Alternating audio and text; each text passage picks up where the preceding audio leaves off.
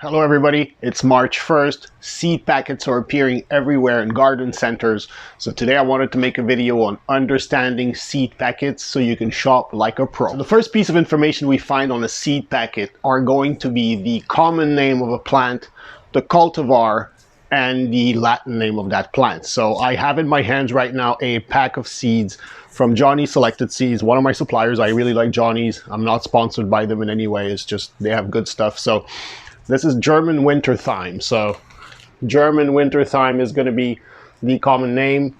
And then we have German winter OG, which stands for organic, and Latin name right here, which is Thymus vulgaris. I hope I didn't massacre that. But so yeah, you have this information right there.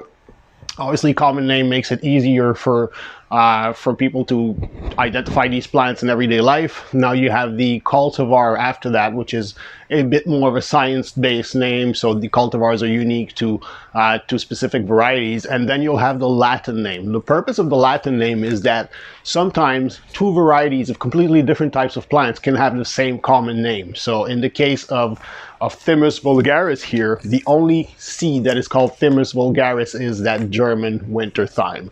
So we are sure that when we speak about Thymus vulgaris, we're speaking about German winter thyme. There's no confusion possible there. Obviously, another piece of information that we find on these seed packages, not all companies do that, but most do, especially in garden centers where the marketing is kind of heavy on the packets. You'll find a photo of the plant you're going to grow or the plant that you're buying the seeds for. In this case, it's going to be a red Reuben, purple basil. So you get a picture that gives you an idea what the plant's going to look like. There's not much background. I mean, we see the plant from pretty up close. So as far as I'm concerned, I think this information is pretty useless considering we have the internet and we can get much better information from there. But it gives you a general idea what your plant's going to look like at maturity. So we can see it's a medium/compact type plant. It's got purple leaves. The leaves are cupped a little bit, so kind of what we expect from basil. But yeah, so that information is always useful. Of course, the internet is a better source for that, but that's what it is. We also always get a plant description, which allows us to have an idea what the plant is like, its characteristics and whatnot. So I have right now in my hands a pack of Swiss Chard, so Ford Hook Giant, really big Swiss Chard. And the description reads as follows. The stems are best lightly boiled and served crisp. So here we're given information on how to prepare the actual product. Once we have it in the kitchen, I think that's more suited for Gordon Ramsay than for a seed company, but to each their own. It's there, it's not harming anything, so yeah, we'll take it. Second part of the description reads, prepare leaves by steaming, stir frying, or serve fresh. Again, another Gordon Ramsay wannabe type thing, not related to gardening, but it's always useful information. More information is always better. I think you guys get that at this point. And that's pretty much all we have there. So the description there is not really good. Let me just grab the other seed packet, see if we have a better description there. Okay, so our red basil has a better description. It's an ideal decorative plant in pots, easy to grow. So we know that this plant is going to do well in containers. We know it's got a aesthetically visual interest to it, and so on. So the second part says use in salads for intense flavor, texture, and color. Again, a bit on the culinary side of things here, but it gives us an idea what we can do with the product. And that's it. It seems like this company, which is Mr. Fothergill's. I don't think you guys have that in the US. It's a Canadian company. They sell that in the big box stores. Very common around here. Them and Mackenzie Seeds. Limited amount of information, but we can still extract what we can from that, and it's a bit useful for that. All right, so next piece of information we find is obviously going to be the horticultural company or the seed producer's brand. So in this case, it's Johnny's Selected Seeds. The other packets we had were from Mr. Fothergill's. You can probably tell already just by the look of these packages that this is going to be sold in a garden center, and we're going to play on visuals to sell that, while this is probably based on information because there's no marketing. So the company, what does that tell you? That tells you if they're a reputable company. That tells you, of course, companies put their name there so they can piggyback on their reputation, their names, and their past history, and so on. So I have found, of course, in my career as a farmer, as a gardener, in all of my experience, that companies such as Johnny Selected Seeds are a lot more reliable than companies like Mr. Fothergill's. So the reason for that is that Johnny Selected Seeds mainly caters to a commercial audience, such as the farm that I have. And this is made for the home gardener. So my personal advice is when you buy seeds, keep buying seeds from companies that gave you success in the past. So Mr. Fothergill's or small garden center brands like this are not bad seeds, actually. They sometimes get the cultivar wrong. Sometimes you'll get a different plant that comes out. And so for me, that's not acceptable. I need guarantees. I need to be able to hold someone accountable if I can't pay my mortgage. But you probably don't have this problem. However, like I said, stick with companies that give you success, and that's your best. I mean, experience is impossible to beat in terms of accuracy, in terms of results. But Johnny Selected Seeds over this any day.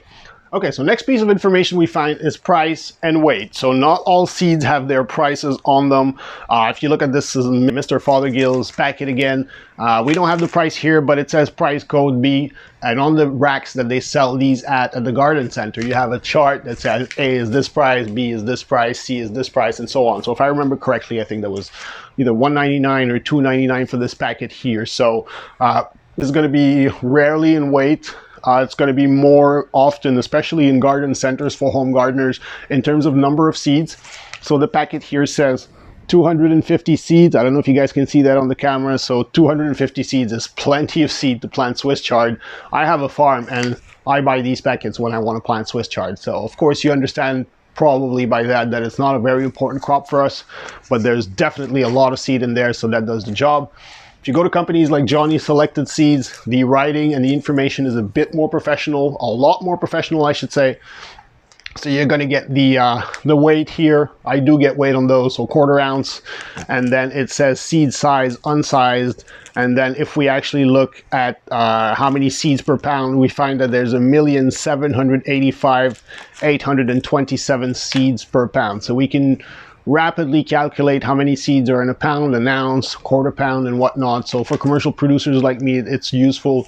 But again, what you really have to worry about is, do you have enough seed in the packet to achieve what you're trying to achieve? 98+% of the time, seed packets from the garden store, the big box stores, contain plenty of seed for what you're trying to do. So that's that. All right, so next piece of information we find are the various claims made by the seed seller. On this pack of Johnny Selected Seeds here, we have certified organic by MOFGA. I'm not sure who MOFGA is, probably some seed certifying organization or organic certifying organization in the US. Johnny's is from Maine, so probably an American one here. You can also find other information such as fair trade, non-GMO. Obviously fair trade is seed that is produced in conditions where the producers are treated properly and fairly, which means they're paid properly, they have good working conditions and whatnot. Non-GMO means it's going to be from a non-genetically modified source. Now, quick bit of information on this: there is no such thing as GMO seeds in the garden center. So that is what I call filler information or meaningless information. So there's no need to write it because there's no such thing as a GMO plant that comes in seed for your garden. So I have a farm, I have access to GMO seed if I wanted to, not that I use them, but the sources for GMO do not advertise or do not sell in garden centers. You're going to find information also that tells you whether the plant is heirloom or an old variety. So an heirloom is just a very, very stable plant genetic that's been around for a long time, that has not been crossed, or at least not crossed in human memory. So of course it was crossed at some point to obtain that genetic, but it's been left alone for a long time. So that tells us that. You're also going to be told on the packet whether the plant is a hybrid or not. So a hybrid is the result of crossing two plants. So mixing their genetics gives us a second type of plant or a new cultivar, which we call a hybrid. So they're very, very common. Most of the plants you grow for your garden are hybrids. They're not GMOs.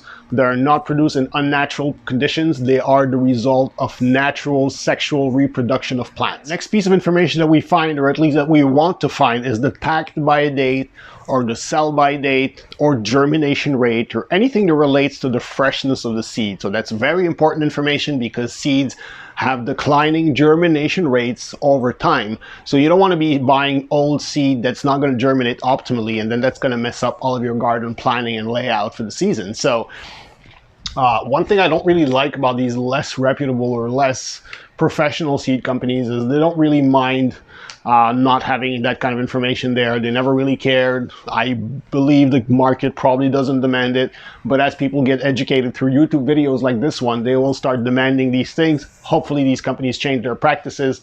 But here we have no pack by date, we have no sell by date, we have here it says on the back of the packet X23A Canada #1. Like that tells me anything. So that's pretty useless in terms of information. Our best bet to verify whether the seed is fresh or not is to check the physical state of the packet. So if the packet looks discolored, if the colors are faded away, if it looks like it's been water damaged in any way, if it looks beat up pretty much, that's going to be an old seed packet. What companies do, what garden centers do, what big box stores do a lot is whenever the season's over, they'll just put that stock of seeds in the back store and they'll just roll it out in the spring. You shouldn't do that. If you do that, you should mention it to people clearly. So if you have a seed packet from last year or from previous years that you're not sure is going to germinate or not, I suggest you watch my how to verify the germination rate of your seeds video. So that's going to help you sort out what seed is still good to use and what to expect from a packet of seed. If we look at Johnny's selected seeds, now much more professional information on there. So I don't have the pack by date, but I have a germination percentage here. It says germ 88%. And if you look right below that, we have the germination test date.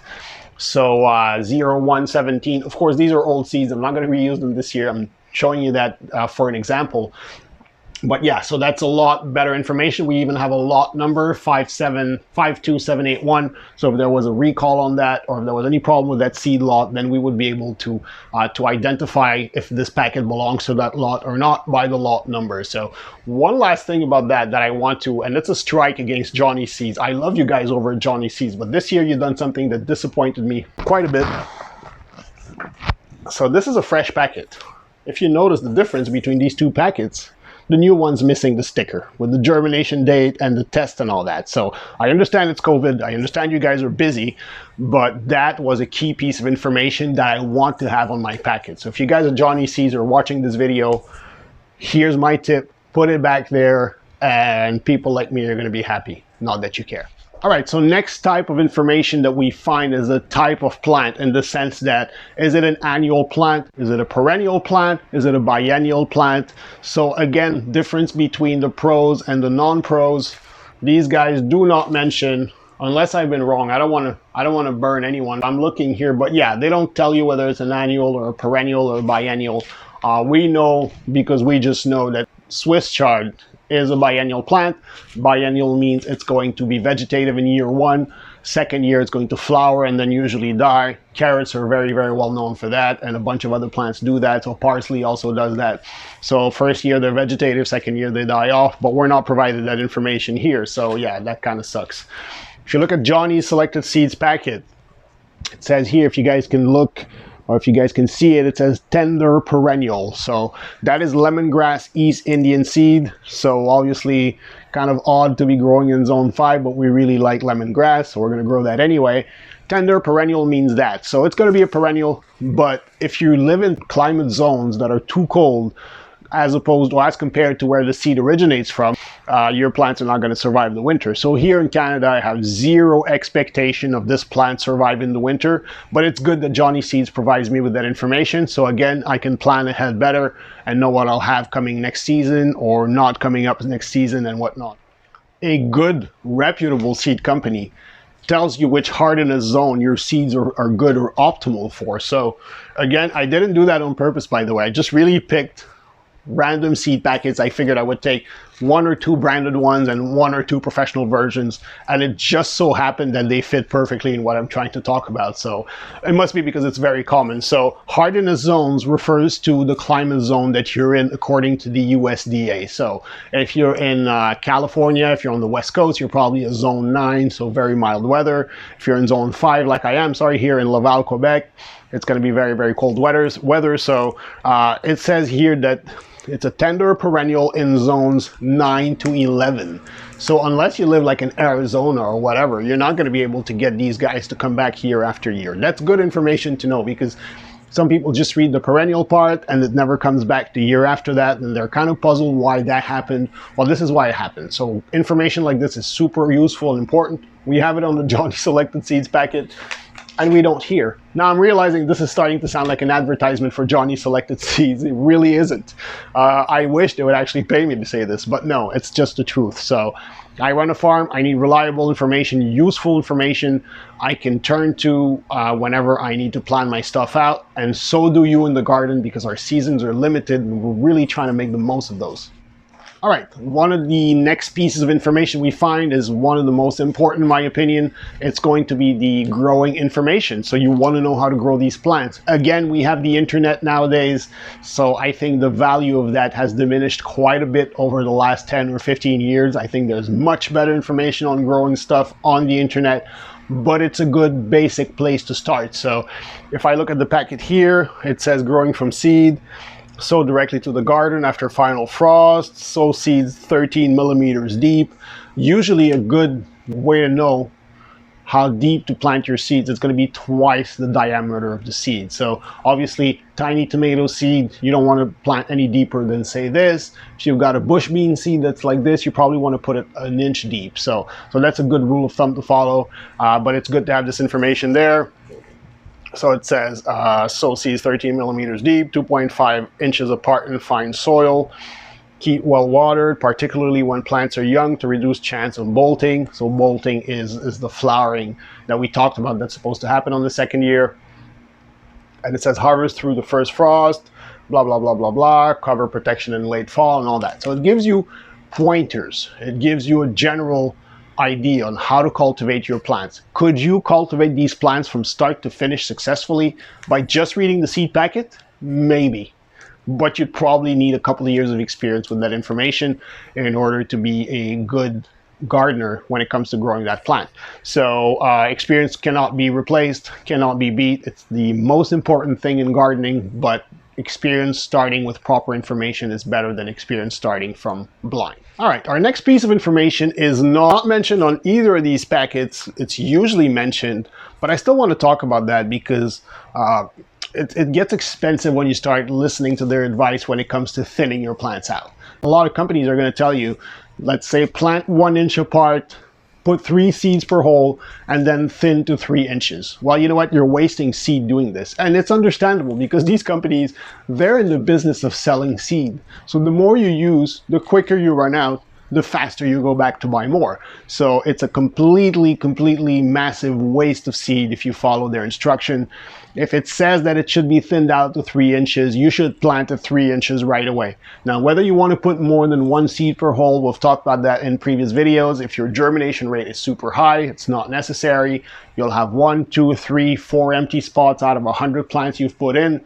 I don't believe it's worth spending twice as much on seed just for those 3 or 4 extra spots. If they're really important to you, you can go ahead and do that. And by the way, that's the reason why we prefer transplants over direct seeding, because transplants, we could just pop the transplants in the hole, keep a couple on the side, and then whenever something doesn't come up the way it's supposed to, we can just replace it right away. Next piece of information we find is about the sun or light requirements of these plants. Now, again, these companies are in the business of selling seeds, so to them, any amount of light is suitable. Somehow you can make it work type thing. But here's my personal take on it. Unless you can provide a plant with the optimal levels of light that it needs, you should not bother growing it in that location. The reasons for that is that a plant that is grown in suboptimal conditions is more easily stressed out, gets diseased more easily, is a sitting duck for pests that are wanting or lurking around, waiting to attack it, and so on. So if you don't provide a plant with the optimal conditions that it needs to thrive, you should move it somewhere else. Next piece of information that we have is days to maturity. So that's quite important if we want to know, first, we're going to be able to harvest that plant within the limited growing season we have. And 2, of course, what to expect. So if you have a plant that takes 30 days, your season is 120 days, well, you know you can start planning something out for that space once that plant is done. So if I look at my packet here of lemongrass and East Indian seed, it says 75 to 85 days to maturity. Now, what that means is from the moment I actually plant that as a seed and get it to germinate to produce a seedling or a transplant, it's going to take 75 to 85 days for the plant to reach maturity. So maturity means different things for different types of plants. Of course, this is a culinary herb, so it's going to be maturity is when the plant is big enough that you can actually harvest the leaves from it, but then the plant will actually come back. In the case of tomatoes, cucumbers is when you start getting fruit, so that's when the plant is mature. So important information. You can actually plan out your garden better this way, and of course that helps with your end results. Another piece of information we find is, should you direct sow? Should you grow transplants? Some plants do not tolerate being transplanted or do not grow well when transplanted. All legumes are this way. So bush beans, if you got lima beans, if you've got broad beans, if you've got all kinds of legumes like this, they're not going to take very well to transplanting. Now, I know some of you guys are going to comment and say, I transplant of these every year and they work great. Probably they do, but that's because you've never seen the direct sown version. So plants are, because it's biology, it's very, very difficult to have definitive information. So even if I give you a piece of information about tomatoes today, you may grow a tomato plant tomorrow, and it's going to display wildly different characteristics.